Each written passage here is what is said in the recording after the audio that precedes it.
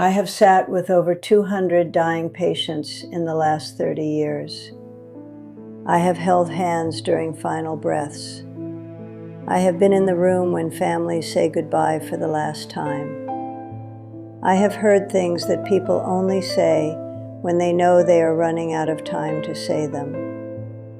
And after 30 years of that work, I need to tell you something. Because there is one thing I hear over and over in those final days.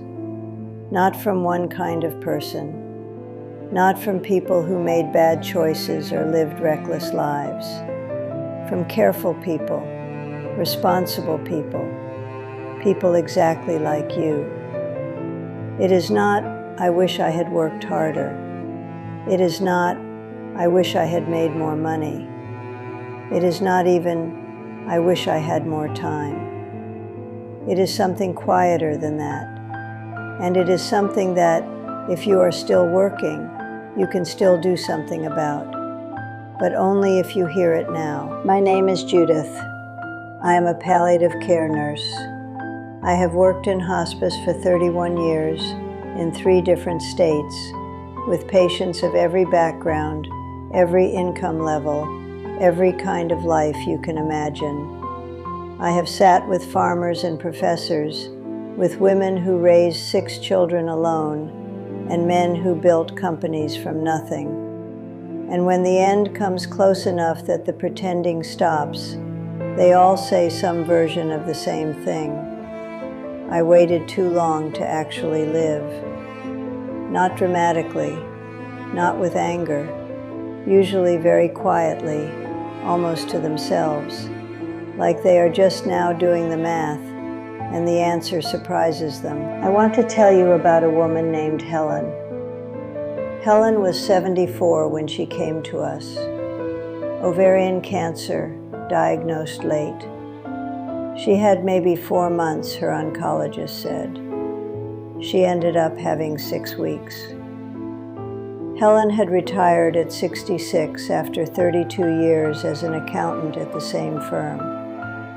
She told me in our second conversation, not the first, people are still performing in the first conversation. She told me she had spent the last 12 years of her career thinking about retirement the way a person thinks about a shore they are swimming toward. Every Monday morning, every year-end review, every birthday after 60. Just get to the shore, just get there. She got there at 66. And she had, she said, about 2 genuinely good years. Travel with her husband, time with grandchildren, mornings with no alarm clock. She called them the 2 real years. Then her husband's health started declining. Then her own. Then the diagnosis. She looked at me one afternoon and said, "Judith, I spent 32 years swimming towards something that lasted 2 years.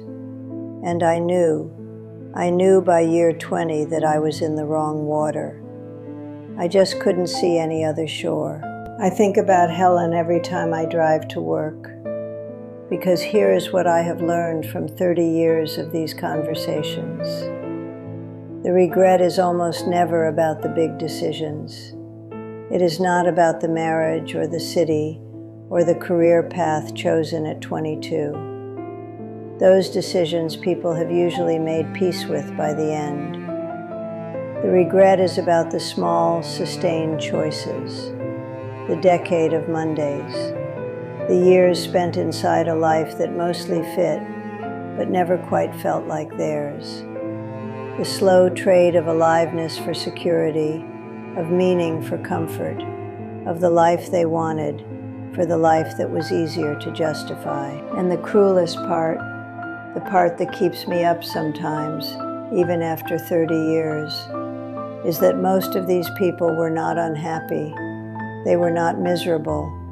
They were just slightly, persistently, quietly somewhere else, present in their lives but not fully inhabiting them, going through motions that were perfectly reasonable and slowly, over decades, forgetting that they had ever wanted anything different. I want to tell you about a man named George. George was 71, prostate cancer that had spread. He had been an engineer, then a manager, then a senior manager at the same utility company for 34 years. He retired at 65. His wife Carol had died 2 years before he came to us. A heart attack, sudden. Nobody saw it coming. George spent most of his remaining time talking about Carol. Not about what they had done together, but about what they had planned to do. The trips they had put off. The house on the lake they had talked about for 20 years. The slower life they had promised themselves starting at 65, then 67, then 70. They ran out of 70. We were always getting ready to live, he told me, and then we ran out of getting ready. He said it without bitterness. That was what struck me most. Not anger, just a quiet, total clarity that arrived about 30 years too late to do anything with. Now I want to speak to you directly. I don't know exactly where you are in your life, but I know something about who watches a video with this title. You are somewhere in your 60s, maybe early 70s. You are either close to retirement or already there. You have worked hard. You have been responsible. You have done what you were supposed to do. And some part of you, the part that made you click on this, is wondering if you have been doing it right. If the shape of your life, the choices that seem so solid and reasonable from the inside, will look different from where Helen and George were looking. They will look different. I can promise you that. Not because you have done anything wrong, but because the view from the end clarifies things that the middle obscures.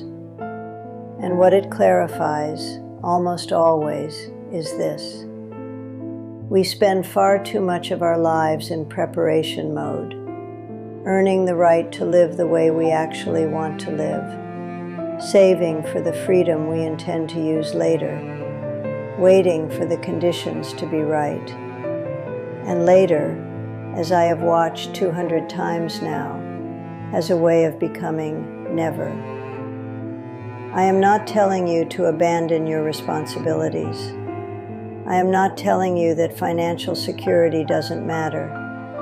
I have also sat with patients who were terrified about leaving their spouses with nothing, and that fear is real, and it is valid. I am telling you to look honestly at how much of your waiting is genuinely necessary, and how much of it is just fear wearing the costume of prudence. The question I ask myself, the question I would ask you to sit with today, not this week, today, is this. If you found out, the way Helen found out and the way George found out, that you had 6 weeks left, what would you be most sorry you hadn't done? What had you been getting ready to do that you had not yet started? Whatever your answer is, that is your answer. That is the thing the end will ask you about. And the time to begin it is not after you retire, not after the kids are settled, not after 1 more year of getting closer to the number. The time is now. I have watched people die well, and I have watched people die hard. And the difference is not about illness or pain or even fear. It is about whether they feel at the end that they actually showed up for their own life. Helen was there for 2 years. George never quite got there at all. You are still here, and that is not a small thing. Don't wait until a room like the ones I work in to understand what I understand. Start now. Whatever starting looks like, however small. The shore is still there. and you still have time to swim toward the right one. I have one more thing to say. Retirement is not the finish line. It is not the reward. It is not the place where real life finally begins. It is just another chapter. The people who arrive at the end with the least regret are not the ones who retired earliest or saved the most. They are the ones who somewhere in the middle of their lives decided to stop waiting for conditions to be perfect and started showing up for what actually mattered to them. That decision is still available to you, right now, today. Don't let it be the thing you think about at the end and wish you had understood sooner.